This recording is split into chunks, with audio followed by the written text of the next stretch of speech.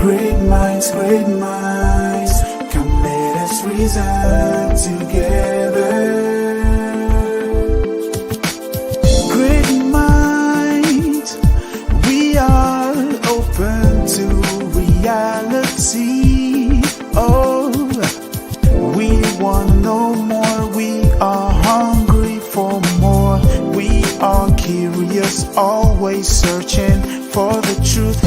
Great minds, come let us reason together. Great minds,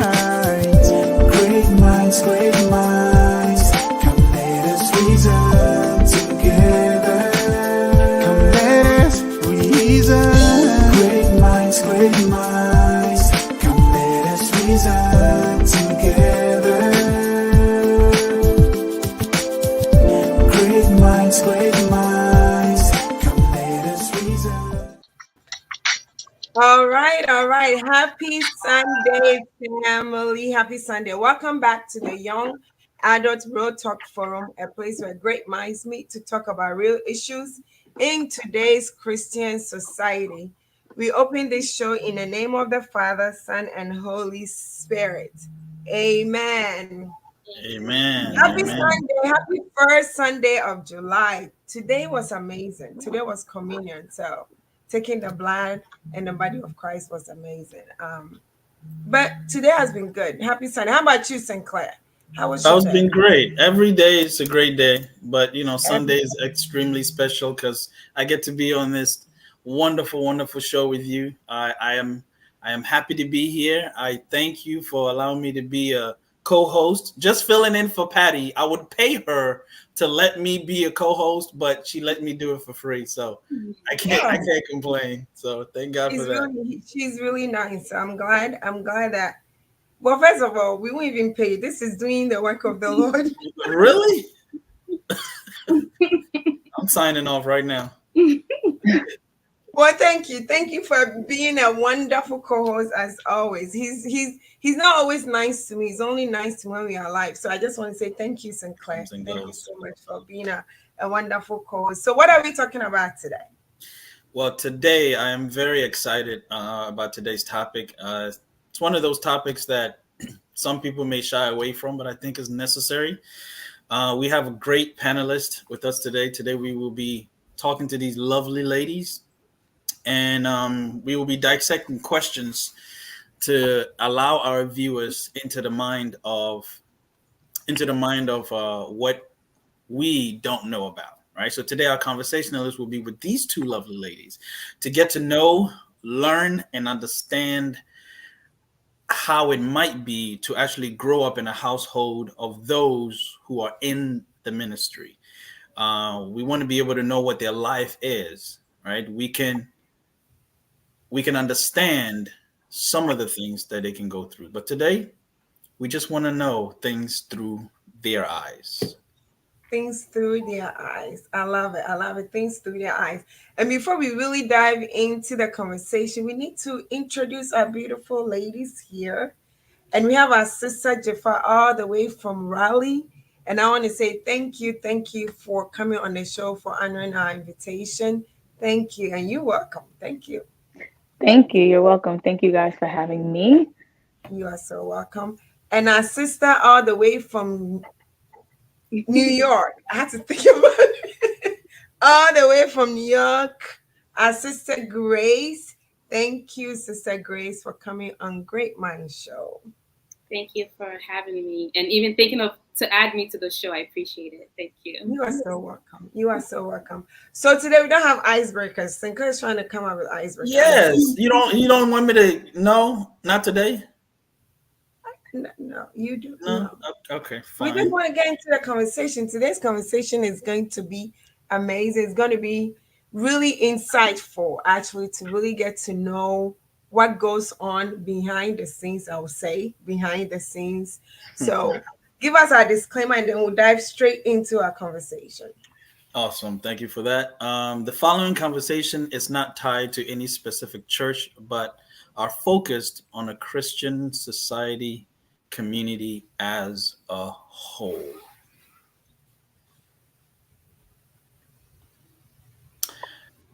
All right. So we got that out the way. So since you don't want me to ask any actual, icebreaker, and I really want to ask, but okay, I'll leave that alone. Maybe I'll sneak it in there in the middle somewhere, and it Yeah, won't you are know. allowed to do that. Yeah, You are I'm allowed allowed to to do that, right? Okay. All right. Well, let's dive right into it, right? Okay. I hope you guys don't make it too serious, but at the same time, I want people to understand that it is merely just a conversation, just to kind of peel back the curtain so people can understand what it's like. We're not here to indict anybody. We're not here to accuse anyone. Just merely just sharing life in general, so others can basically learn from it, right? So, with our first question, I would actually start with Grace, if you don't mind. In your opinion, do you think society has made you feel like you're different than others, right? And by others, I mean because you are a pastor's child, growing up in that household and seeing firsthand what it takes for them to go through week in, week out. What is it like? Or do you think people in society make you feel differently than other kids? So I'll have you kind of narrow it down. When you say society, do you mean church society or outside society? I am glad you mentioned that. Let's start inward and then work out. Let's start Okay. with what it is like in the church, and then you can broaden your way out of it. Okay, sure. So yes, on both fronts, absolutely. I think that being a pastor's kid does put a whole different point of view to in people's minds or people's like how they see you, and a lot of it has to do with the fact that you're supposed to be an example, or you're in a family that is looked up to, in a sense. So yes, you are very different. Society does put a different level of, I want to say, pressure, because I'm sure you guys have heard like anything that happens, if something's like, hey, pasta bat, or oh, sofa bat, or PK, Yeah.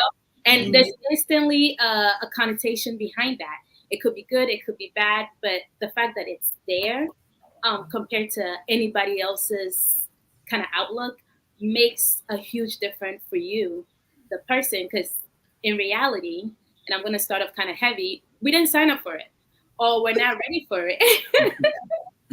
so so having that like kind of label makes you instantly kind of, you feel isolated. You can feel like very like isolated within the church. I feel like some other people take it as kind of like a pedestal as well, where they feel like maybe they're a little higher or better or special. I didn't experience that. I kind of saw it in a negative way. Had like a few negative experiences with that kind of ideology, and I think that shaped a lot of who I am even now. Now, outward to the world, I think that being a Christian alone has its own connotation. But if I speak to somebody about God, I don't start off with, I'm a pastor's kid. I actually I don't ever mention it. I just present myself as a Christian trying to talk to you or bring you closer to Christ.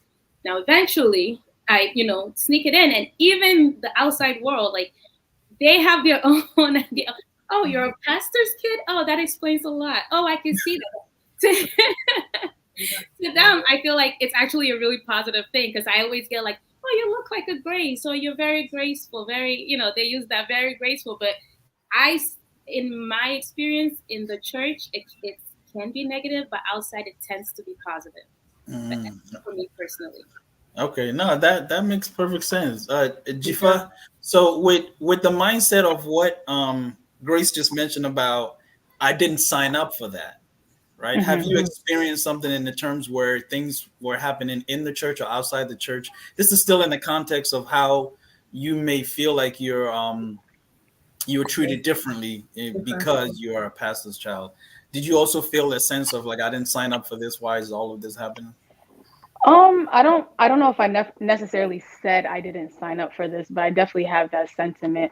I think there's an assumption that if your parents are pastors or they're leaders in the church, that you also carry this image as your parents. And I think I want to submit that, like, my parents' God and my God are different based on relationship, in the sense that my parents brought me into a relationship with Christ, but I had to have a personal relationship.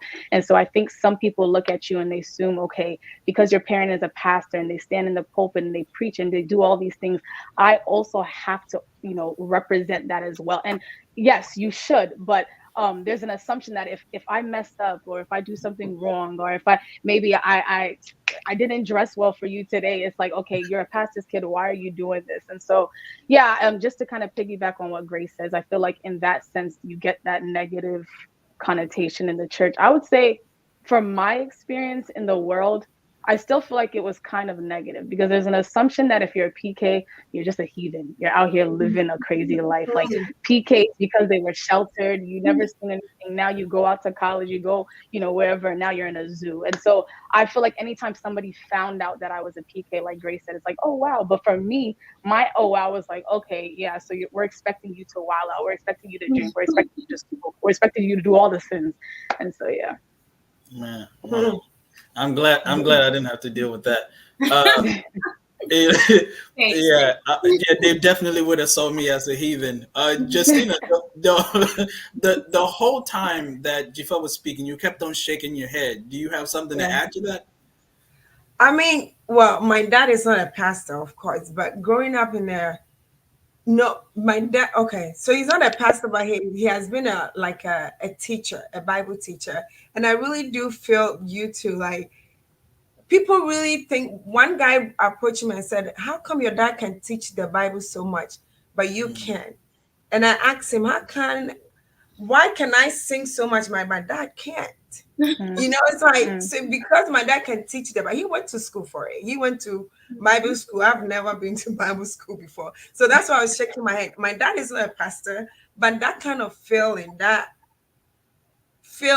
they make you feel like, because your dad or your parents are in the ministry, it might not necessarily be a pastor, like let's say an elder, a deacon, a deaconesses. The standard that they give you is really high that you really can't meet. Just God forbid do anything that to them is not normal. It's not right. You were not raised right. So that's why I was like, I feel you guys. Like, I've been there before. I feel you. Yeah, it's really out of this world. You can leave for them. That's how it is. Can I add to what Justina just said? Like, someone asking you if you can, why can't you preach or speak like your dad? I feel like a lot of times I experience, not preaching per se, but people meet me and people from my church will go straight to kind of talking about my dad. And it's like, I'm here too. Like, I'm an individual. It's like it takes away from your individuality. You become just your dad or your mom, or pastor's daughter or pastor's son. And it's like, they don't see you as an individual. You're not a person. You're, kind of like, it's only about your parents or something like that. And yeah, so it's like you're expected to do certain things that, the average teenager doesn't, or, like you said, it's not for you, but you don't have your own individual, like you're not a person. You don't have an identity. You're just so elder, something's daughter, Yeah. Yeah. It makes I told an elder, I was like, I'm not a peer anymore. I'm in saying, Justina, no, listen, I'm You're changing your name. Really? Now I am married, so they keep adding. And that PS, I'm Mrs. Justina, and you watching, and it's like it's ongoing. It never ends, but it's how it is. I have a question. You have a question, Sinclair? No. I was just adding to the narrative of it. Just real briefly. I have a family friend who she's a pastor's wife, and in the same analogy, they sometimes move pastors around. So when they moved her and her husband to a new place where they're gonna take over, she went to the women's ministry, and so she sat down, and they were supposed to have like a Bible studies or something like that.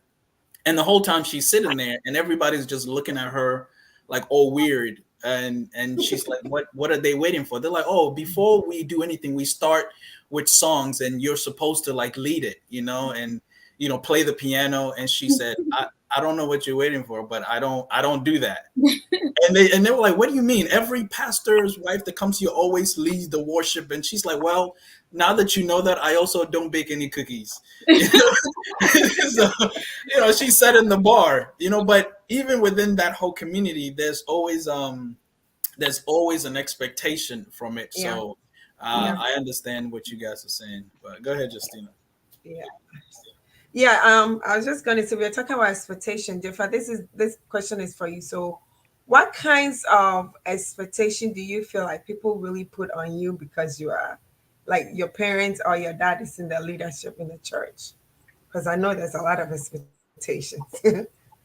I feel like it kind of falls back onto the last question, like just to kind of piggyback from that side that, I'm supposed to be living up to this certain expectation. By now you're 31, you should be doing this, you should be in the pulpit. And I'm like, I think Grace was mentioning, we all have different gifts, and you're not focusing on the fact that there's various gifts. The hand can't do what the eye does, the eye can't do what the leg does, the foot can't do what the head does. And I think, I wouldn't say I'm actively experiencing that. And I don't know if I would call it an expectation. I think it's an assumption. I don't think nobody really necessarily expects that I would be at this certain level, but there's this assumption that because I'm a pastor's daughter that I should be at this certain level. So I can't say there's any specific expectations or assumptions that I'm experiencing now, but those are some that I've experienced over the way. Grace, I have a question for you. This is a follow-up. Do you think that is more culturally? Do you think when it comes to the African community is more than when you go to the Caucasian or the Hispanic? What do you think? I think that there is a big difference. However, I think each of the different groups do have their own cultural expectations.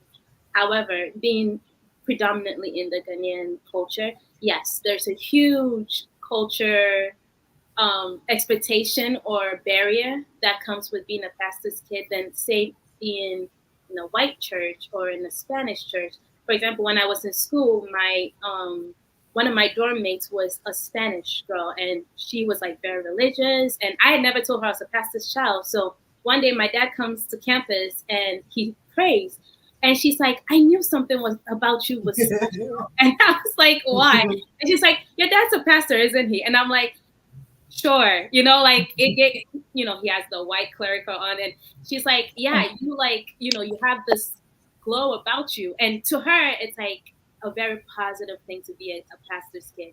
Now you go to a Ghanaian community, it's like, oh, and I don't know if anybody on here doesn't speak Twi, but it's very much like, hey, Pastor Mbadiomunyo, or pastor's kids are very bad, they're very bad kids, stubborn, and so yes, there is a huge cultural difference. It makes a huge difference which culture you're currently in. I'm sure the pastor's kids in other churches or other cultures have positive and negative experiences, but in the Ghanaian community or in my specific church community, it's not the best. It's not the best outlook. And I also feel like it's not only for PKs, like when people find out that your parents are in the ministry, whether deacon, deaconesses, elder, like the expectation for you is totally different. Mm-hmm. I know I have experienced it growing up, and even if I'm older, married with kids, the expectation is still there. Like, oh, now that my twin brother became a deacon when he was very young, one of the elders was like, so why are you not a deaconess? Just because we are twins doesn't mean we have the same path. And he became an elder, and my husband became an elder. My older brother is the presiding elder now, and it's like, okay, so you guys, your life should be totally different, So I feel like, I might not feel the same way that you guys have gone through, but I feel like being kids that have parents in the leadership do go through these kind of things, expectations for them and all that. So back to you, Sinclair. Yeah, no, I don't envy any of you because the term is usually like, the struggle is real, right? Mm-hmm. Because there's a consensus on you in both positive and negative, right? I mean, both of you are speaking on the two spectrums of it, right? Where some people may think because you're a pastor's child, everything is supposed to be holy about you, or because you're a pastor child, they already are expecting you to mess up before anything else has happened. But I think that also goes to the type of community that you are in, right? I think even in church, we're all supposed to be a community, right, of one body, right? But in that same community, and I asked G for this first, and I would like Grace to follow up with that. In that same community, has there ever been anything that you struggled with but couldn't share with anyone? And how did you actually navigate that? Okay, that's a good question. I think there were a lot of things that I struggle with, and just being transparent, but not with detail. I went through the, in the streets phase, or however they call it these days, or, these heathing phases. And in as much as I was growing through those phases, I was raised well in Christ. I understood who Christ was, but I always had the struggle of feeling comfortable to talk to even my parents sometimes, or, other believers, because of that culture aspect more than even the faith. Because I believe that they could guide me and counsel me in the faith. But I think the sometimes our culture, we can doctrinize we can make our culture become the word when it's not. And so though I definitely had a lot of places where I could struggle, and I feel like there were areas that I could have avoided being in, and situations that I could have avoided experiencing if I felt comfortable to speak to these people. It was constant judgment, and I never thought like it was from a bad place. I really think it was more so a lack of relatability, if anything, as well. So yeah. Okay. No, that's a great take on it. As you were talking, I kept on thinking in my mind that don't make the culture your gospel, right? I think we have a tendency to, especially in the African community, we sometimes kind of blur the lines between it, right? Grace, do you have an experience that you would like to share with us as well, as something that happened that you find it difficult to share with the community, and how did you navigate the same situation? Yeah. So, I think Jifa is a better person than me, because I thought all my experiences I couldn't share with anybody because being a pastor's kid. No, I mean, I'm better now, healing, right? But being a pastor's kid, I grew up as an elder's kid, and then my dad became a pastor. So I've always been kind of in that space, as Justina can relate to. I feel like just being me, and I've always been very independent and very kind of like by myself, just thinking ahead, thinking this and that and that. So I think that I was almost seen as like the rebel, or like the bad child, kind of within my family, and within like a certain like small group of people that knew us. And because of that, it made it difficult for me to actually speak up, because a lot of times I'm not even doing anything bad, right? But I'm just not like the timid, like, like I'm just very bold. And again, relatability, like Jifa was saying, because they can't relate to that, or that's not the norm for maybe like a young girl or a pastor's child or an elder's child, it was seen super negatively. And I think that unlike Jifa, who was able to speak to, felt like she could go to her family, friends, church people, I felt the opposite. There was a huge level of like judgment, non-relatability, or even the lack of like trying to understand kind of aspect of it. So I think for me, I took that very negatively, and I started to internalize it. And I'm just going to get real on this thing. Like, I started to internalize it. I was very angry. I felt very alone. And I was very jealous of people that did have fathers or mothers or sisters and friends that they could relate to and talk to. And it took years. I mean, I'm talking like early 20s. I'm still young, but like early all of us. Yeah, all of us. Yeah, of course. For my older brother and I to actually break a barrier of like, oh my God, like, we've been through some real stuff, and for him to also open up. So in a sense, he was, going through his own level of kind of similar stuff. And I guess we didn't even know we could talk to each other, because we were so focused on maybe the negative or the anger or the frustration. And so when we started venting to each other, I think that it just made our relationship closer, but it also made us realize how much we shared and how much we had in common. And there's something that Difa said, that you might be born into the church and you might be raised with God, but that didn't automatically mean that you had God or that you followed God or that you even believed a lot of things in the church. And I think that once I felt understood or heard or even related to, I it opened up my eyes to, oh my God, I can have a relationship with God on my own. And that's honestly when I started having a relationship with God that I felt was more meaningful and more fruitful, versus, going to church and just being in church. I was more of myself. And it got to a point where I just didn't go to church, but I felt like not even being in church made my relationship stronger because I was away from what I felt like, not felt like, what I knew was like judgment and negativity and unrealistic expectation.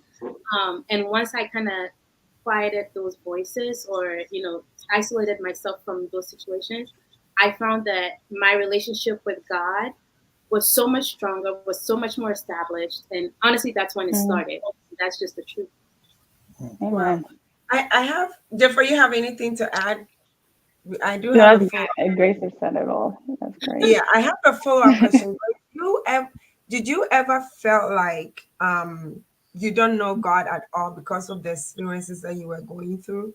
Absolutely. Yes. So when I was younger, I feel like God was chasing me, but I wasn't ready for him or I wasn't hearing him because I didn't know he was. There'll be people around me that would tell me, and this is from very young, like 8, 5, 4. People are like, oh, there's something about you. Like, I see this or, and then sometimes I had dreams that were like revelations. I was speaking out, but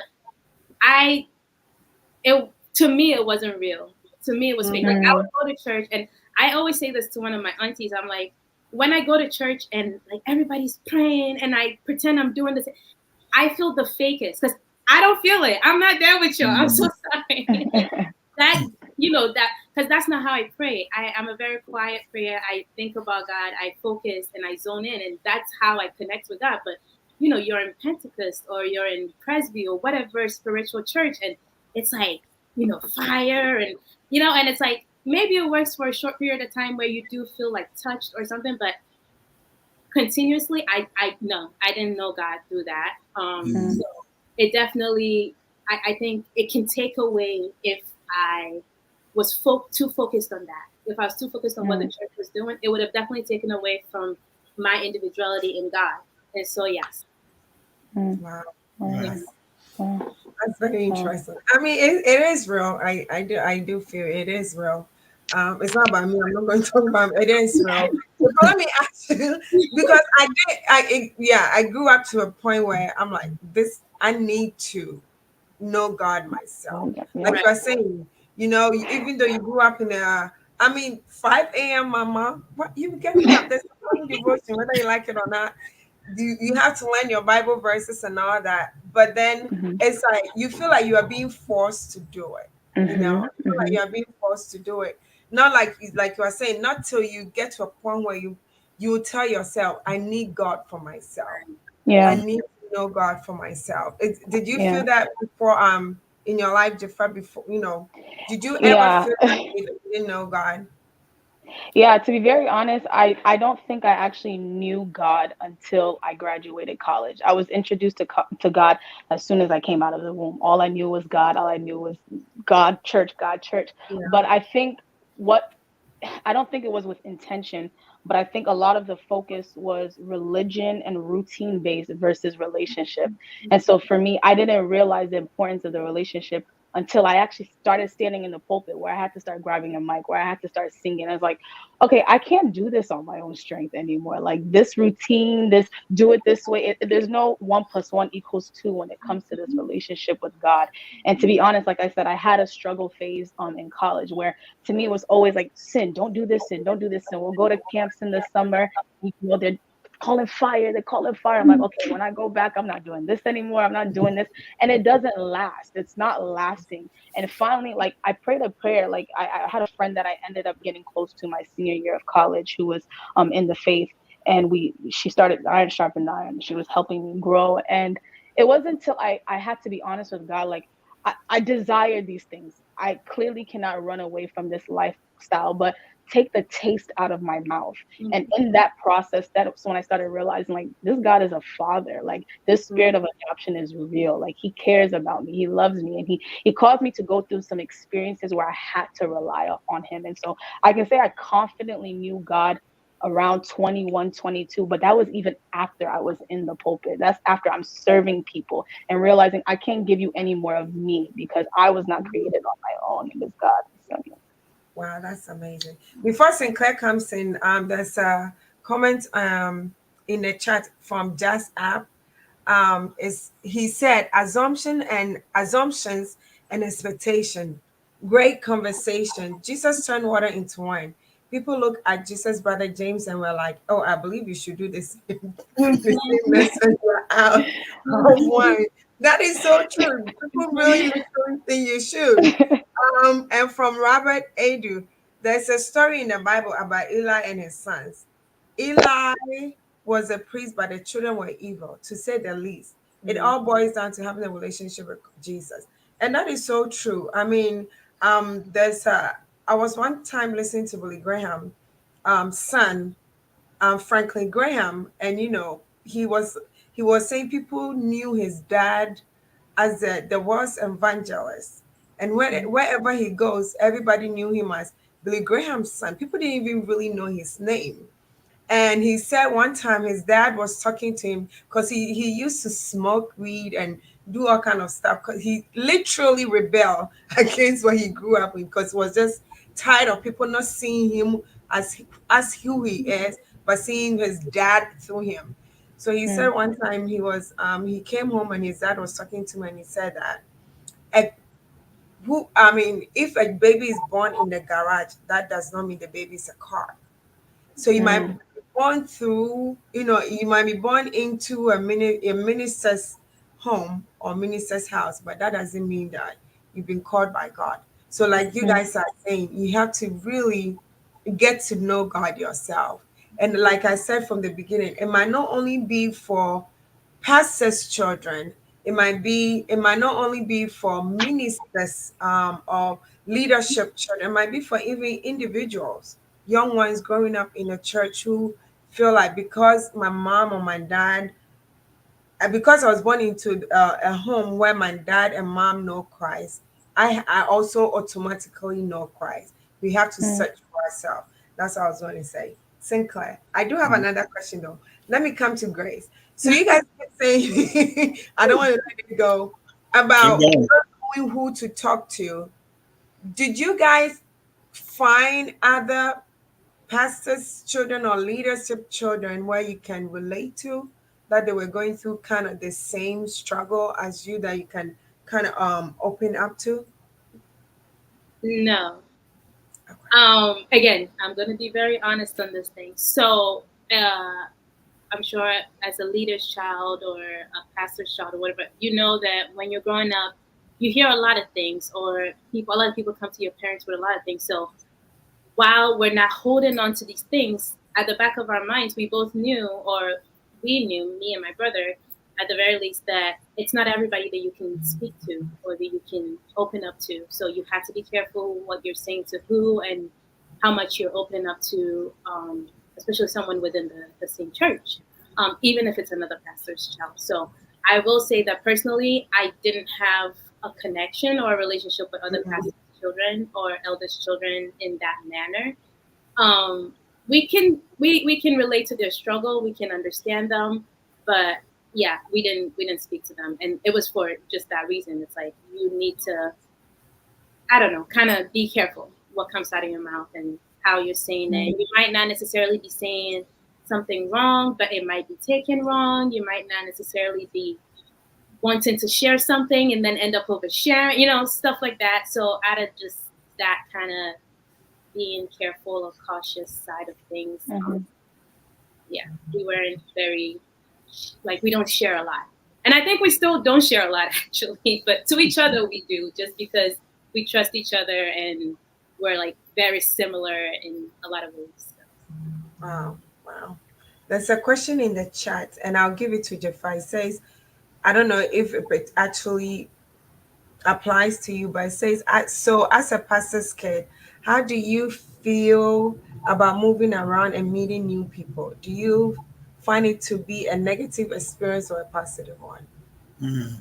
Oh, that's a good question. I think it's an amazing one. I think I didn't actually start doing that until like mid 20s. That's when I started going out and meeting people. My situation is different. I once I got out of college, like the day I graduated, I said I'm done. This like yeah, I'm done. Like I don't want to see you people anymore. I had all my things packed, threw them in my car, and I drove from Greensboro back to North Carolina. And from that day on, I got involved and I started serving in my church. And so from about 21, 22 to about 26, 27, I literally was in my church every day, Sunday after Sunday after Sunday, serving, singing, going to church. I never would travel. And if I did travel, I would come back like by that Sunday. And so I do think that experience of meeting other people is important. If I didn't realize that until later into my age that like I needed a network of believers because although I had removed myself from the environment and the friends, I still felt like I didn't have that environment of people who are like-minded, who are also trying to grow in Christ. And that's actually where I met a lot of my amazing friends that I still have till this day, was going out to other programs and meeting other people. And so, yeah. That's amazing. Grace, how about you? So I think the question meant something else because in our church, I don't know about Chifa's church, but the pastors are moved every 4-ish to 6 years out of the Oh, okay. location you're Oh, in. Does that happen with you? no, I don't go to Pentecost. Oh, okay. So that's why you didn't understand the question because I Oh, understood okay. it. Yeah. So we are moved. It's almost like being in the military. We're moved every like 4 to 6 years. Sometimes, if you're lucky, like more Okay, than that, now I but see where you're sometimes coming less from. than that. Yeah. But your answer was beautiful. Thank you. It's okay. Yeah, me all the time. Yeah. So yes, we did move around a lot. It was really good and really bad because you had to kind of leave behind everything you knew and start all over again. On the flip side of that, it's you get a chance to kind of make new or create new relationships. Now, the problem with that is you end up kind of being, I think that's kind of where the loner thing came between me, from with Mm, me and my siblings is like, because you're moving so much or so frequently, it's hard to make roots. It's hard to make friends. It's hard to see this person as like, oh, a lifelong friend. Like a lot of people are like, I've known this person since we were in diapers or we were born together. And we can't relate to that because every 4 years, sometimes less. I think mm, our first move was after 3 years. And then, you know, like stuff like that. It's like you create a relationship and then you're ripped right away. And then yeah. maybe you can keep that relationship depending on how old you are or how old you're not. And so it does sometimes, I would say personally for me, it did isolate me a lot. Mm, I think it brought about a level of like independence that you might not be ready for at age 10 or at age mm, 12, you know? I personally know like one of the pastor's kids that I am with, or I've met rather, doesn't even want to go to like Sunday school or stuff because she's afraid they're gonna move and she doesn't want to make new friends mm, in Sunday school because what in 4 years she's not gonna have those friends again.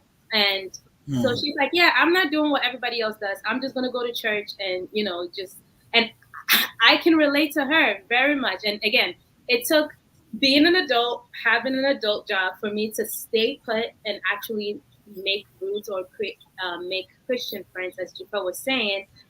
And there is an importance to that. There's importance to feeling like you belong to a set of people or peers that are around your same age, in the same belief, in the same church and stuff like that.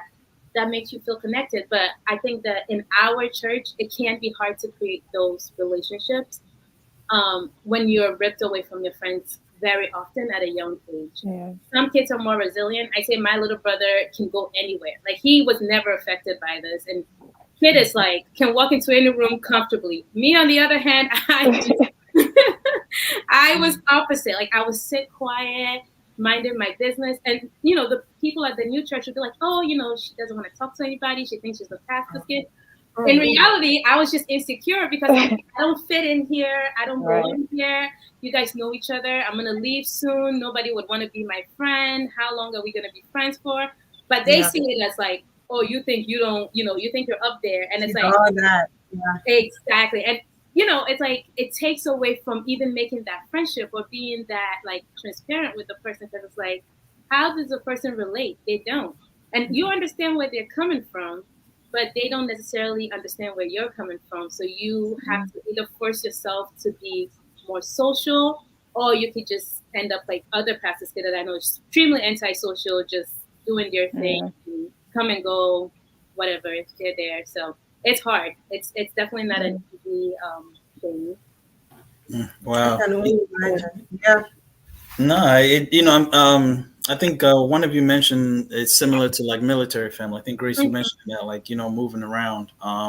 It's seldom that on this show I don't talk that much. Everybody knows I'm the blabbermouth. So if I'm silent, it's because I'm soaking in everything you guys are saying, and I'm very appreciative of both of you being so transparent and being vulnerable on the show, because there's a lot of things that we think we know, but we don't really know that, you guys are also people going through personal issues, anxiety issues, rejection issues, from all different places. Jifa, Grace mentioned about dealing with, her sibling. Do you have a sibling, and did you think that, he or she shared the same experiences that you have growing up in the same household, in the context of being raised as a pastor's child? Yeah, I do have one sister. She's older than me. We actually didn't really talk much about that. I think we more so, me and my sister, we weren't that close growing up. So conversations about our pastoral situations or the church, it didn't really come up that often. And if anything, our conversations were more so like about how we could, I don't know, this question is hard for me because we don't necessarily have that relationship. And so I think this is something I would pass to Grace, but yeah, we didn't really have those conversations, to be very honest with you. Okay. Grace, did you say it was your brother? I have two brothers, and so my little brother, I don't know, is it the Gen Z thing? I don't know what he is, Gen Z or whatever he is. He's very bold and very comfortable. He's just unbothered, okay? Homeboy can walk into any room and make friends with everybody. I mean, we moved like 3 times when he was little, and everywhere he went, it's like, at some point people thought he was my parents' only child, because my brother and I are, older than him. There's like an 8-year age gap between me and him, and a 10-year between him and my older brother. So my brother's like away in med school, like, far from the family. We talk a lot by phone. I'm very like, I'm just in the back. I don't want to be known. I don't want to be seen. I don't want none of this extraness, none of this drama. He's right in the middle, okay? Church is over. People are treating him left and right. Homeboy is like, oh, yeah. I'm like, this boy don't even speak Chi, okay? He's a celebrity. Having a good old time. I see. Because you're saying that, I'm thinking that maybe the ability to handle what it is like to be a pastor's child may also be correlated to your temperament, right? And just the personality that you are. I think some people are like sanguine, they're popular, they like to speak out, and other people, they don't. And so having to move like you, Grace, may just exacerbate the idea of just being an introvert, right? So if Grace's brother is being like the pop star in the church now, and do you feel like you, as a pastor child, do you think people expect you to be one way at church and then another way at home, or does your family expect you to be a certain way at church and then a different at home, or is it the same? Who you directing? For Jifa. Okay. You're asking, just to clarify, if my church or my parents or my family expect. I would say both, because I think sometimes, and the reason why I asked that is I grew up in a church household as well, and it's not the same thing, but there's a certain type of expectation that they want you to behave in a certain way when you're at church, right? And I'm looking around like, they all know I'm crazy. Like, why are you expecting me to behave myself, right? But because parents have one expectations for you, and then the community has another expectation for you. But as this child, how different is it? Okay, I would say I get that once again, to me, assumption more so from the community, the church community. I would say a perfect example is when there's like parties. When I say parties, obviously, like, within the church, not like we're in a club or anything like that, but like, maybe it's a birthday party for one of the elders, or maybe it's a 60th, a celebration of retirement, whatever it is. And I like to dance. And I think I dance appropriately. But I believe that even to a certain level of how I dance, I've been told before, like, hey, you're a pastor's daughter. Maybe you shouldn't be dancing. Maybe, me too, I can't dance. David danced. I don't You can't understand. do it Like, with the dance, no. Yeah. so now I just have to 1-2 step it, And so I think there's this assumption that even with like how you move, how you dress, which I am very big on, yes, be mindful of what you are wearing, but like everything down to the T of how you dress and how you dance is also like, is this assumption because you are a pastor's a child? But one thing I want to be understood here is that we're all ambassadors of Christ. So whether or not I was born into a pastor's home or I was born into a heathen's home, we are all called to be ambassadors of Christ. And so I don't think that assumption or expectation should just be put on pastor's kids. I think that assumption or expectation, if it's lining up with the word, should be put on all believers. Amen to that too. Amen. Grace, do you have something to add? If I just want to say, don't let nobody stop you to dance like David, okay? Listen, Hey, I hold on a give second. them a Hey, sword. time out. Because if I remember the scriptures correctly, his clothes came off, right? Not, That I nobody's don't not do. doing that one. We're all not right. doing that I'm part. very excited. Just trying I to make think that sure. part of the Trying to make scripture sure. was just for reading, Don't do not that in the for church. acting. I'm You so know- sorry. You were saying. No, I was saying that did you share that as well? I mean, I know you and your brother's experience is a little bit different, but did you feel like you were expected to act differently within the church or have a certain responsibilities just because you're a pastor's child? Absolutely. Just like she was saying, you would do something, wear something, and you could criticize for it. I mean, at home, my mom will make sure you're dressed correctly before you leave. So that was different for me. But I remember a specific situation which really, I mean, I think it still bothers me. I think I've forgiven, but I'm going to share it. As you can see, I'm problematic. No, you're not. But we were having a discussion, me and a few church people, and somebody's name came up. And this is another person of, I want to say, influence within the church. So I just said, oh, so-and-so, he didn't do that. Or so-and-so, whatever. The conversation was very lighthearted. Let's say, oh, Justina, no, she was wearing pink, not orange, right? You know, it was very lighthearted, nothing serious.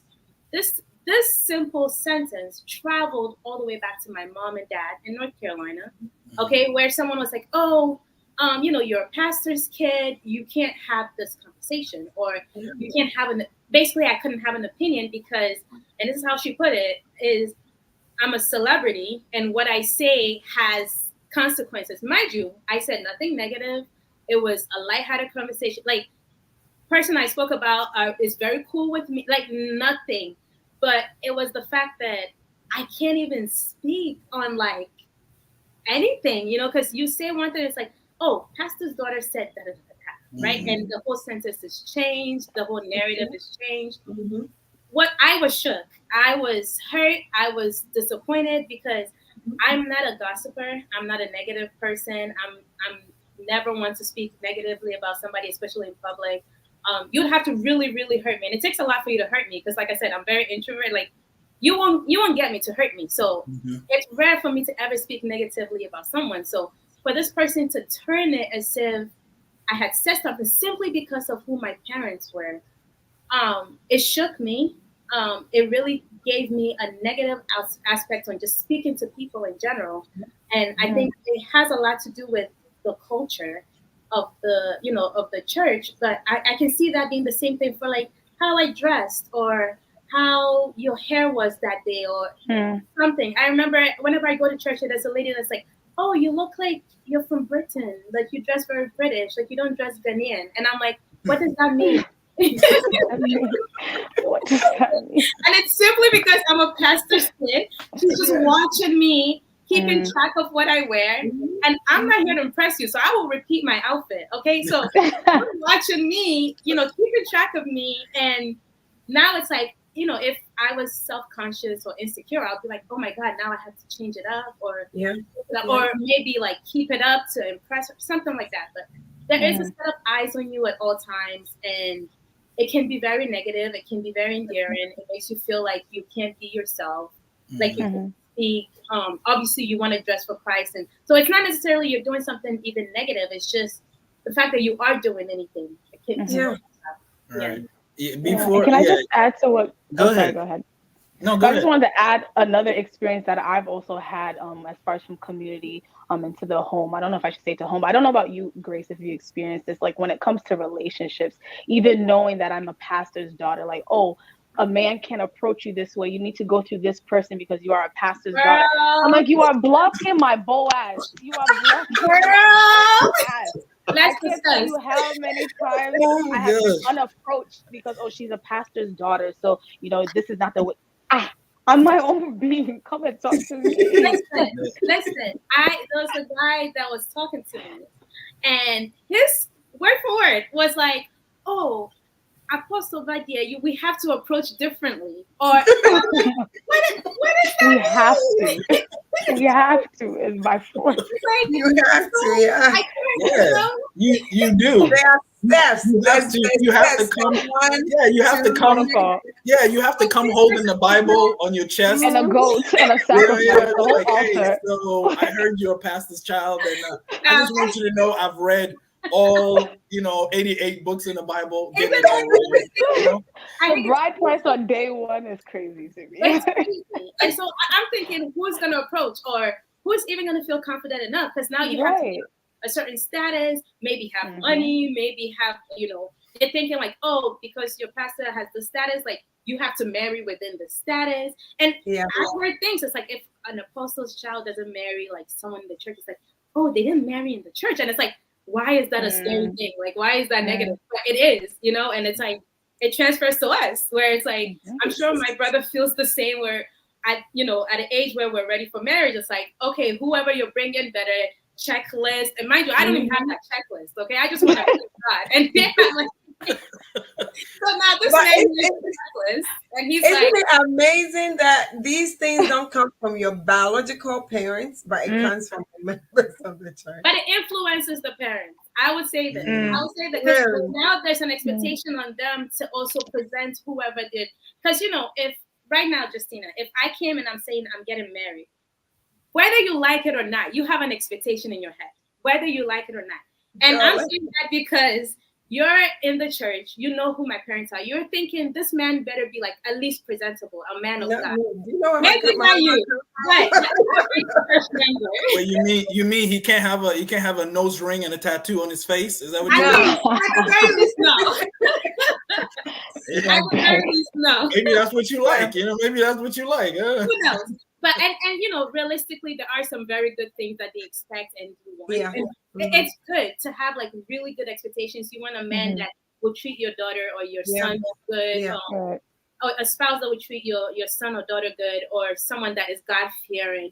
But then sometimes the expectations are a little unrealistic or a little superficial or a little deeper than they need to be. A man of God, God-fearing, can take care of himself, can take care of you, like respectful, should be like the least, and it should be for everybody. That should be. We should. But now if you're going into specific details and making the man scared and, this whole thing about pastor's kid, now it's like, I feel like I have to be a billionaire or something, something.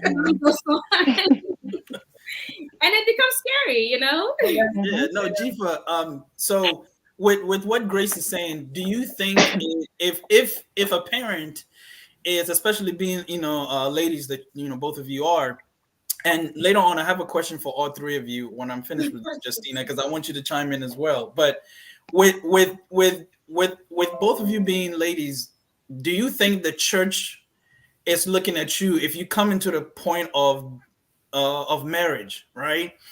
Are they the one that's driving the force where your parents then end up talking to you more about marriage or the type of husband you're supposed to have or the criteria you're supposed to have?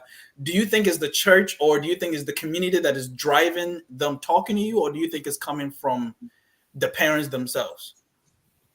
That's a good question. For me, funny enough, my parents, when it comes to marriage, let me make that part clear. They're not they're not forceful with it. But there's this subliminal, like, my dear, like, when is it? Like, when is it When gonna is it happening? happen? When is it happening? Where's the man? We don't even see evidence of the man. Everyday best friend, your girls, your girls, your girls. But I would feel like I don't I personally have not experienced that my parents have been influenced by the church as it pertains to my marriage. I believe my mom has her own views on how she wants that to happen. And funny enough, like, there's so many different things where my mom will be very adamant, like, this is how it should be done. But when it comes to my marriage, she hasn't been too, like, forceful in that area. As a matter of fact, which is a shock to a lot of people and that know it's not okay. My sister's married to a white man. They didn't see anything wrong with it. They were very open to it. My mom always said I knew she would date an Oreo, whether he was gonna be black with a white inside or he was gonna be white. I knew he was gonna date. So they've been always kind of open to that. So yeah. That's good. No, that okay. So I'm glad. Number one, I always say it all the time that I'm thankful to God that He made me a man because I'm not strong enough to be a woman. Because on top of everything you got going on, you also got pressure from all different places. Yeah. Right. So this is my question for all three of you. And once again, I'll go back to Jifa, then Grace, and then because you're a host, okay, I can't treat you as a Yeah, panelist. it's okay. Christina, It's okay. again, It's then very you can chime understandable. in. So I've always had the sense of, like, especially with my mom, we grew up in the church. My grandfather very heavily in the church. My mom was like a choir singer. So I grew up in the church, but I always had the fear of mom before the fear of God, right? So because that's where it started for me, because I was big on hypocrisy. I didn't like the idea of people behaving one way at church and then behaving Yeah, differently mm-hmm. at home. And thankfully my mom was the same either at church or at home. But Jifa, with you being like, how do you think your parents manage being a parent at home and also being a pastor at church? Like, how do they navigate that in your eyes? Sorry, can you mind clarifying that a little bit? Like, when you Sure, say how because they okay, Mhm. all right, what I mean is that they are, I've witnessed in certain times where a pastor is extremely different in at church, right? And then when they're at Mhm. home, they're completely different. And what I Mhm. would notice is that they would want their kids to be, and maybe this is outside looking in and it has Mm. nothing to do with that, so you guys can clarify it. But they will be extremely strict with their kids because they're at church. Sit this Mhm. way, don't move, don't get up for anything. But then when they're at home, then they want to be relaxed and, hey, come here, let's play. And the kids don't want to Mhm. have anything to do with that. So I told one of our elders that I was very happy because he was the only pastor or an elder that I saw his kids run up to him in church and hug him. Mm. Right. Outside of that, I had never seen that before because everybody was being told you need to sit still, don't say anything, don't laugh, don't run around, right? And his kids just felt comfortable enough to just run up to him after church was over and just hug him in church. And so my question Mhm. is, did your parents navigate the pastoralship and fatherhood? How did they do that in your eyes? How well did they do that? Ooh, how do I say this without guaranteeing? That's a good question. Um, I think I think they did the best way that they knew how. Yeah. I think a lot of times, in our culture, it's assumed that if I give you shelter, I've told you about the word, read your Bible every day, I feed you, I send you to school, then I've done my due diligence as God has called me on this earth. Good and well done, faithful servant. However, like, I feel like I remember opening up to a man of God friend to our family.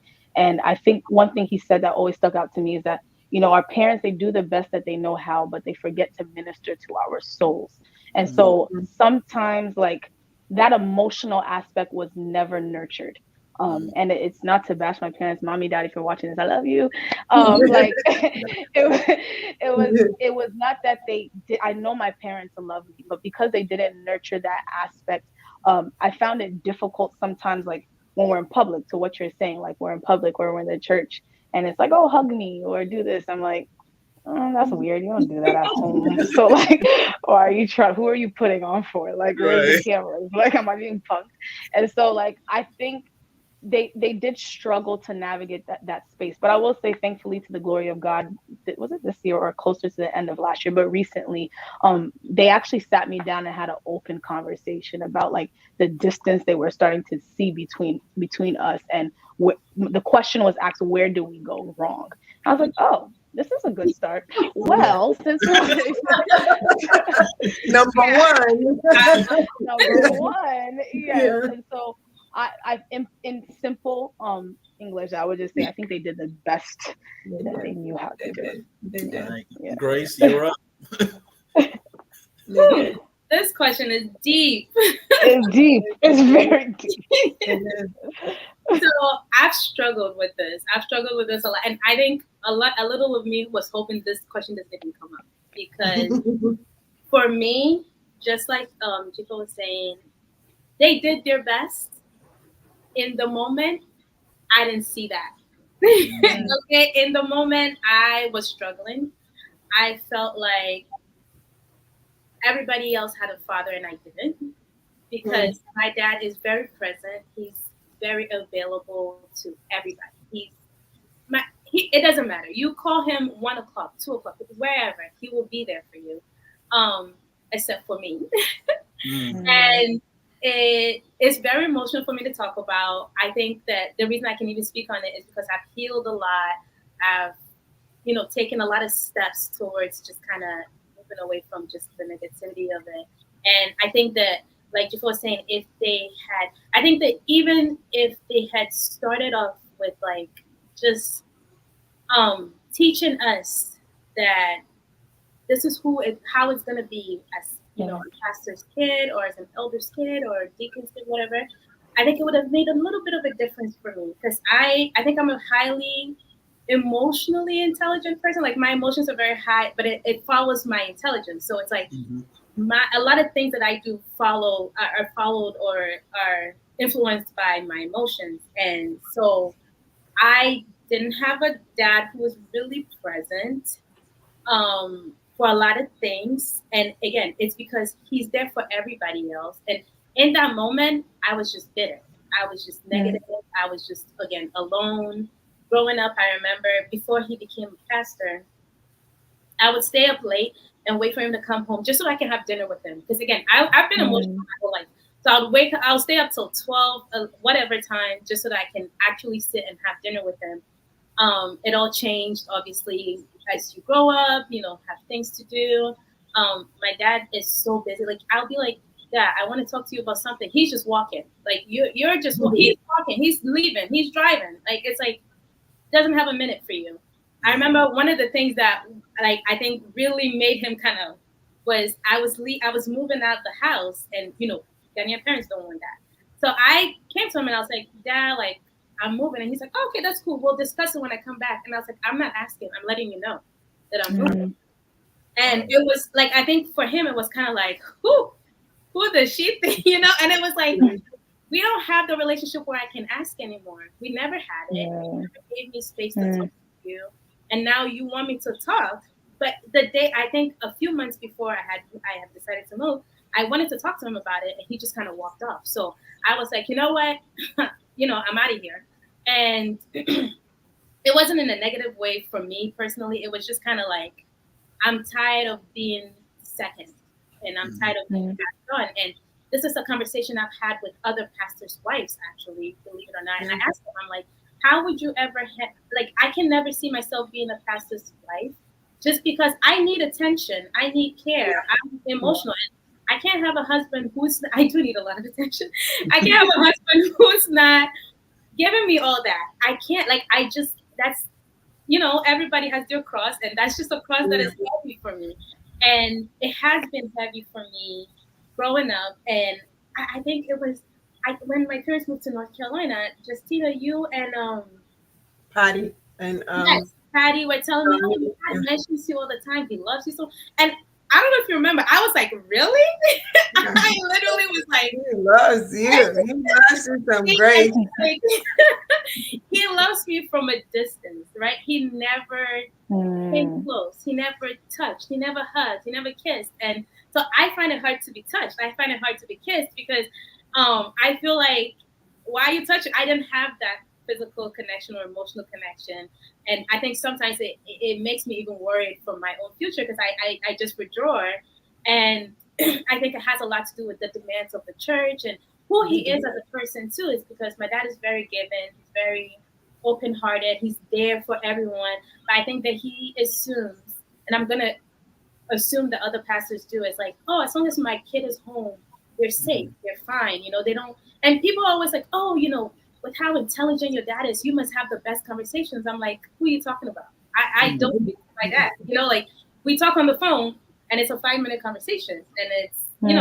And so I had to like put my foot down. I had to bridge a gap. I have to be adamant, sometimes a little bit mean, sometimes rude. Actually, I've had, and this is me being transparent, like I've had times where it's like he's put me off so much that it's turned into a full-blown like tantrum on my end. And I don't throw tantrums. I'm a very cool, calm, collected person. And it's like I've reached breaking points from my father, who's a minister. And people would not believe that. People would think like, oh, minister's house is peaceful, and it's not. And it's not because the devil infiltrated. It's because we feel alone. Or I'll say I feel alone. I feel unheard. I feel, I felt like I didn't have a father. I felt like I couldn't talk to him. And when you do, it's like a rush basis. Or you're talking to him, someone's calling church, da da da da, and it's like I gotta go. And now I'm at a point where it's like I had a decision to make. I either had to choose to create a relationship or I chose to pull away. At first, I wanted to pull away. I wanted to be done. But the closer I got to God, the closer I got to understand his purpose in the church. And that's why I said in the beginning, like, if I had even had a whiff of that growing up, I would have understood him more or the position more. But, in the Old Testament, the Bible says that the Levites, he's like, you don't have property. I, God, am your property. Like, if I knew that God was my property, or if I knew that I've become a family that is meant for this and that, I think I wouldn't have had that hard of a conversation. But I guess maybe in retrospect, they were also thrown into something that they might not have necessarily been ready for. Everybody, I know a lot of parents say that nobody was born a parent. Like, you become a parent as you go. So being a parent and then being now the parent of the whole church, I'm sure was a whole dynamic for them that they might not, I don't know for sure, but they might not have been ready for. And it wasn't easy for them to navigate, especially when it came to me personally. I can't talk on my other siblings, but me personally, I feel like they didn't navigate it very well. And it could have gone either way, but God really came in for me. And that's where the situation was settled. But this is a very sensitive topic. Yeah, no, I can see that. It is. Yeah, it is. I mean, Justina, before you go, and I'll let you go. Yeah, no, I just want to take a moment to basically, I think I'm getting choked up, because it is a sensitive subject, and it takes a lot to talk about it, from both of you. And I know Justina's about to give us her account as well. So I want to thank all three of you for being vulnerable and for opening up about this. I'm grateful to God that you are healed, that you are healing. And I think if someone in the comments, if we can go back there, I think Janim89 says, wow, thank you both for being so vulnerable. I know I can't say that enough. Heather Asante says, love the rawness of this engagement and dialogue. And Jess App says, Chale, the conversation is going on here is awesome. So thank you all for being so vulnerable and transparent. And then Justina, I know your dad, and from the outside in, he's one of my favorite people. Every time I see him, we have to talk, we have to hug, we have to shake hands. So I've never had any bad conversation with him ever. But you're in the house, and you know how it is to be in the household. How was your experience like? I would say that my dad literally spoiled us. So growing up, my dad, well, he always said he didn't want the title pastor or evangelist, but he used to travel to. We grew up in the church of. We grew up in Methodist church, so he would travel to villages and open churches and camp meetings and all that. But one thing that I remember that he used to do was before he leaves, he would drop out of school, give us a kiss, hug us. So I my dad has really I'm very touchy person. I'm always my brother Edwin is even the worst. He's always putting people down and all that. So we felt, even though he wasn't there, we always felt his presence because whenever he's there, he makes sure that we are very comfortable. Like he'll give you a kiss, he'll hug you.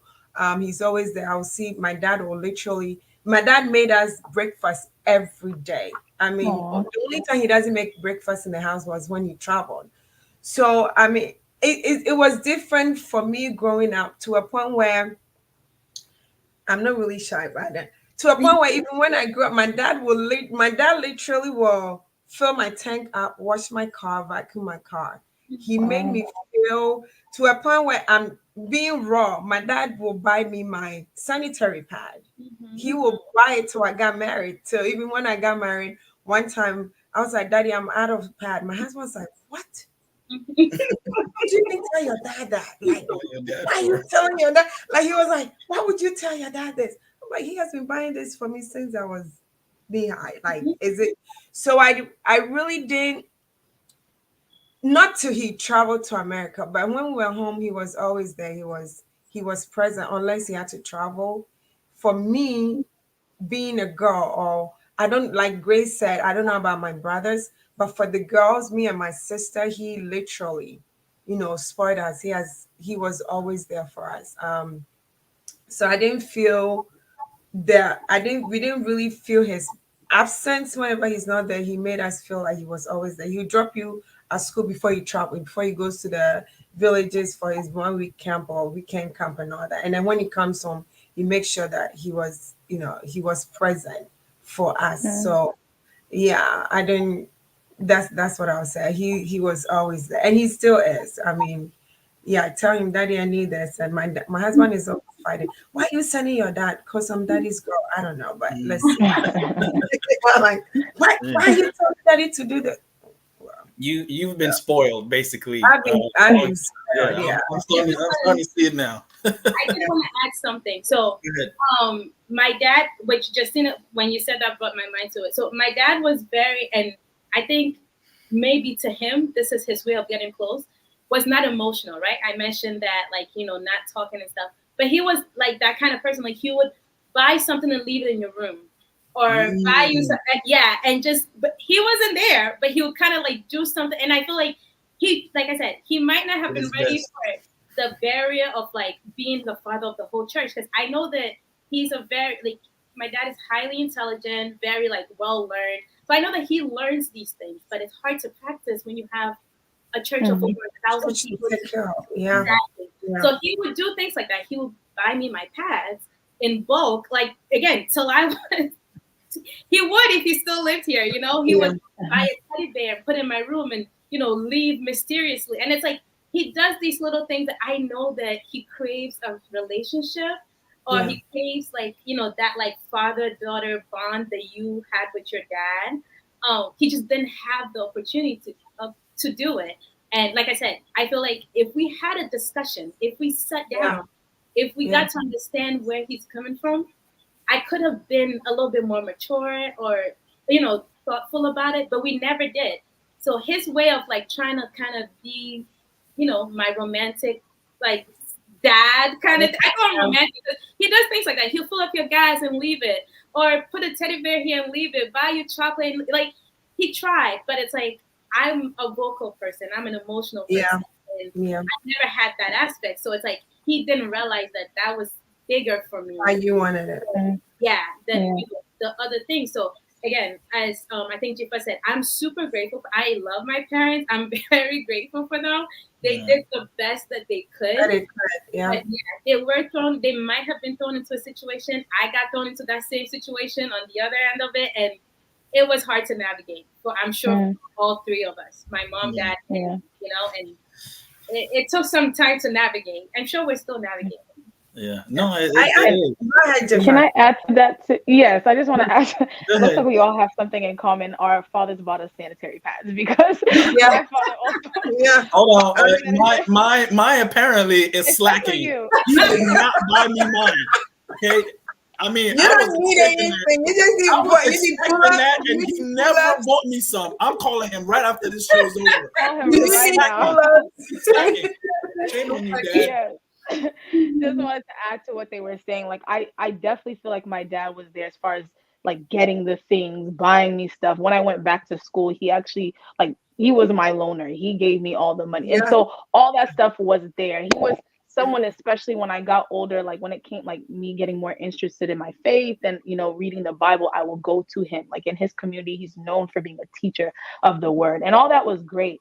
But it wasn't until I started getting older, I'm like, okay, I want some practicality. Like I'm coming to you to tell you, like, man, I'm struggling with my faith. I'm struggling to pray. And your response is, oh, man shall not live by bread alone. I'm like, Thank you. that's the response. No, I know that already. Like, no, talk to me. Even Jesus gave parables. Like, give me some examples. Give me some practicality. Like, speak. Talk me through it. And so I think that's the struggle that I've had in our relationship because in as much as I feel like he would be the one that I would want to come to because of his understanding, I feel like he still hasn't gotten that. I need, this sounds bad. I'm not saying I need more than Bible because Bible is our instruction, but like add some things, like make it make sense. Yeah, Emotional we understand. aspect of it. Yeah, no, we understand. In fact, our producer Justice says that we're starting a trend. It's called #Dad bought the pads. No, it should be. They're You know doing what I mean? We need to start that right now. All the dads that y'all not buying the pads, especially if You're you have doing a something young lady, wrong. You're doing you need to get ready. You I haven't have bought the look, one of my Wait, brothers really in doing New York. something wrong. Yes, one of my brothers in New York. I'm name dropping him, Fred. I know sometimes you watch it. I'm letting you know you have a beautiful young daughter, my goddaughter. Start buying the pads, okay? Just load them up right now, and then every month just telling you. slide them. That way, you are never behind, okay? Add You're to the never hashtag behind. always. The ladies Yeah, that get it. always. Look, once you get married, Always. stop looking at us to buy it, okay? It's a done No, deal. it is your job. It is your job.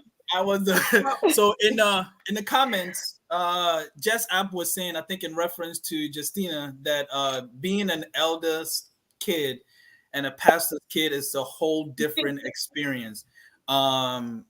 Pastor's kids had it way tougher. I think it's subjective, Jess App, because based on the temperament and based on how a pastor or an elder relates to their daughter, the experiences can be tougher or it can be harder. Just listening to these lovely ladies just share the experience, I think it has to do with each individual person, not necessarily just an elder or a pastor. That's my thoughts on that. And then another comment from Jen. I can't even say the name right, but I'm gonna say Jenem89. She's just laughing at y'all. Y'all just, I think I bought her pads too. yeah. No, buy me a pad too, okay? No, you need to pull up. You need to I need to pull up. Yeah. Dad, he would go in. Okay, he actually did research what these like ionized whatever pads that are supposed to I like see my dad help didn't do with that. fertility. He was like, oh, he's like check. I'm like, Dad, why? Like, what is going on? Go dad. Listen, with intentional. he might be look, he was struggling in one area, but he was making it up in another making area. it up. Yeah. Like you all said, they are doing the best that they can, and he's like, if I can't do nothing else, I'm getting those pads. I'm getting those pads. I know Like what time it You is. can't say I didn't get her pads. you gotta get the pads. Right. You I'm gotta not gonna listen to her, but Yeah. her pads are in. She's gonna be set.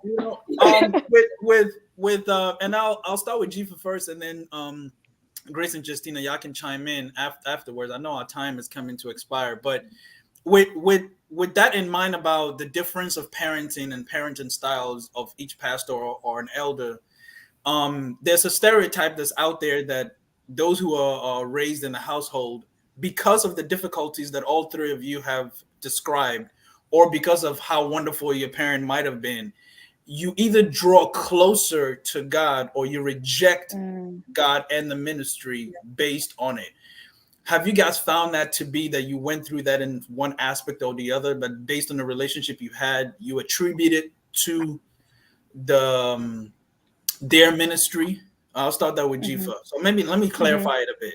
Like children of the clergy sometimes reject religion and the church. Do you think that is usually the case?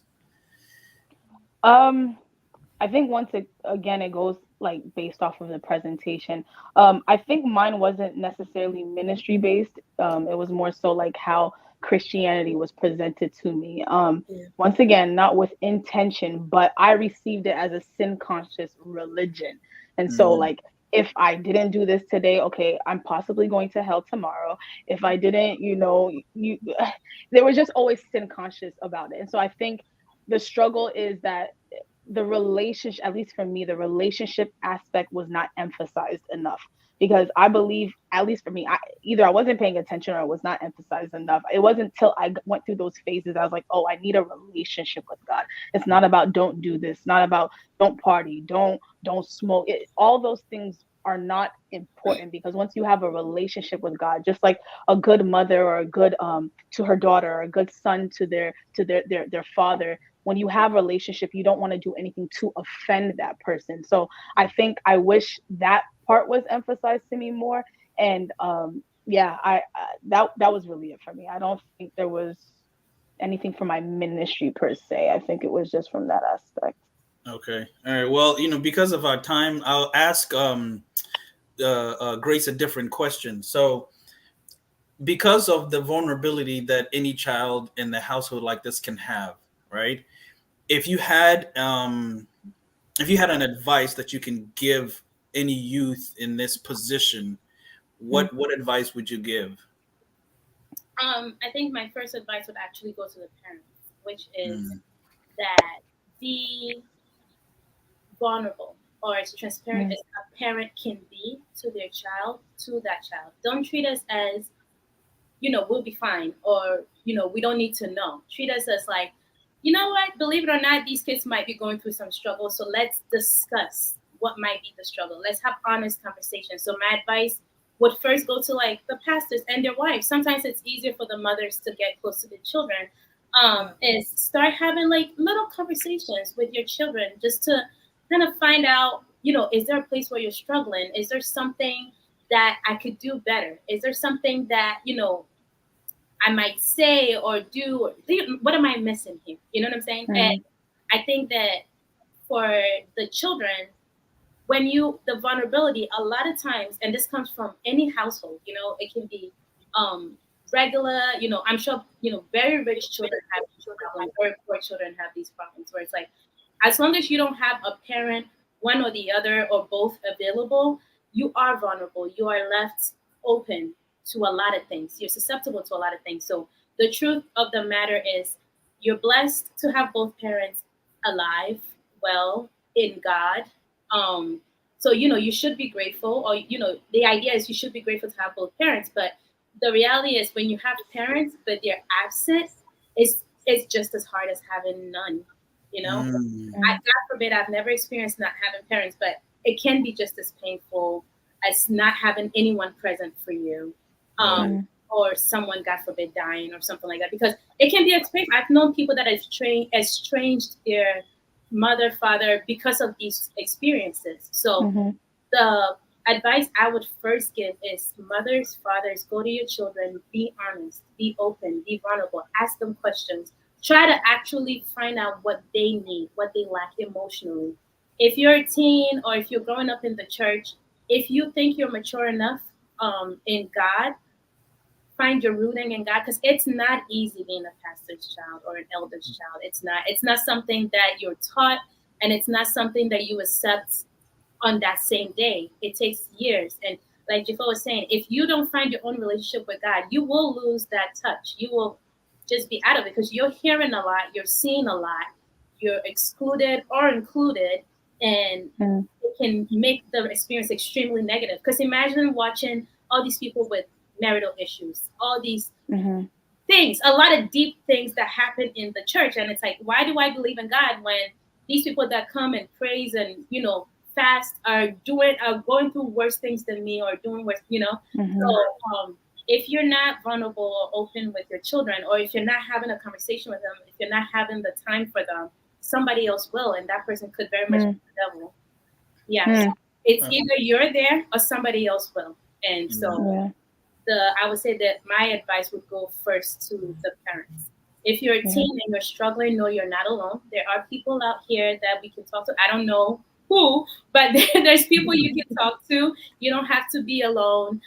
If you feel like you have a relationship with God, do go to God first. If you feel like you have a relationship with somebody else, go to them. Try to speak to them. Find someone spiritual that you think you can relate to. But it's also not easy trusting people when you're in that. So my advice would definitely not be for the kids. It would be for the parents. Gotcha. Well, that's deep. I wasn't expecting you to go that route, but I'm glad you did. Justine, I have a question for you too, but before I do, I'm gonna shift to Jifa first. Yeah, I'm treating you like a panelist. You haven't realized that? Oh, I'm sorry. Yeah. Well, I appreciate it. Jifa, so knowing what you know now, what advice would you give your younger self? What would you say to your younger self when you were going through what you were going through? Yeah, I would tell my younger self that God desires relationship with you, that your parents and their experiences are not an excuse to not have a relationship with him. He knew what he was doing was not an accident when he put your parents in your life. But I will remind myself that God does desire a relationship with me, and also just understanding the fact that I also mentor youth as well. Like sometimes the title does not match the character. And so in as much as the person will be standing in the pulpit and preaching, they may be at home beating their wife. And so be reminded that that character is not a characteristic of God, and focus on your relationship with God. Focus on building a relationship with Christ. Focus on knowing that this life is going to pass away, but God is the person that you should focus on. And I think, was it Grace that you had mentioned? Wow, it's leaving me quickly, but yes, focus on your relationship with God. Your parents, they love you, and maybe they don't love you, but find a community of believers that really, really, really, really can support you, but also limit who you're exposing these truths to, because not everybody has their best interest. The Bible says that in the company of counsel, there is safety. And so, it is well with you. It is well with all of us. I have made it out. Sounds like I was in jail, but like, I feel freedom now. No, that's awesome. Justina, do you have something to add before I ask my question? No, we have only 3 minutes, but then I do have some. Are you trying to skip my question? Is that what you're trying to run away? I have comments I need to read. It's from Auntie Nomi. She said, it all boils down to our love language. So we have to know each other's love language. We're talking about the relationship that we have with our dads. And the dad is making sure, talking about the past, she said, the dad is making sure Faith are not pregnant. And the last comment was, and the pastor's kids who are now adults, please extend grace to your dads and pastors that start now spending time with your kids. And I really, really do believe in that. Sometimes it's hard for us to extend grace, especially when you know that you haven't received it. But knowing what we know now, it is really important we do extend grace to our parents. I do feel like when it comes to emotions, knowing the culture that we come from, they are not really thought about emotions. My mom make a crack eyes. Who talks about emotions? Like, unless you grew up in a household where you don't really talk about how you feel. You are told to do this and you do that, not till you grow up and you realize, no, I need to get in touch with my emotions. This is how I'm feeling. I need to talk about it. So I'm pleading with everybody, whether you're a pastor's child, elder's child, deaconesses or not, soft mommies, whatever position you find yourself, please let us extend grace to our leaders and to our parents that are in that position, because to ask them what they are going through as well. They will tell you they are going through a lot. So, announcement. Yeah, please. We have one last comment from Just Up. He said, I'm considering trans PK. I guess that's what he's calling you guys. Trans PK. Go ahead, Justina. What you got for us? An announcement. Yes. So announcement. So finally, Grace, are you coming to Pensacola? Anyway, I don't want to put you on the spot. All right. Pensa conference is right here. It's this week, starting the 11th of July to 14th of July, Greenville, South Carolina. It is going live, and I'm happy it's here. Finally, it's here. So please start packing. If you haven't started packing, please start packing, and let's head down to Greenville, South Carolina. And then our children's ministry camp is coming up August 4th to August 6th. And this will be, August 4th to August 6th. Please, parents, do register your kids. They're going to have fun. And so, Claire, I'm glad time is up. And I just want to say, I just want to say, Jaffa and Grace, thank you for being so vulnerable today. It's not easy being that situation, being in that position. It's not. The eyes cry looking at you is totally different in the mouth. And so thank you for being here. Thank you for opening up. We really do appreciate it. Thank you to our producer, to our team behind the scenes. Janem said, I really enjoyed the show. Thank you, Jaffa and Grace. Just know that your vulnerability is appreciated. And we can't say that enough. God bless you. God bless you as well. As always, see you in 2 weeks. Let's come reason together. See you in 2 weeks. Have a great week. Have a blessed one. Bye. Great minds, come let us reason together. Great minds, we are open to reality. Oh, we want to know more. We are hungry for more. We are curious, always searching for the truth. Great minds, come let us reason together.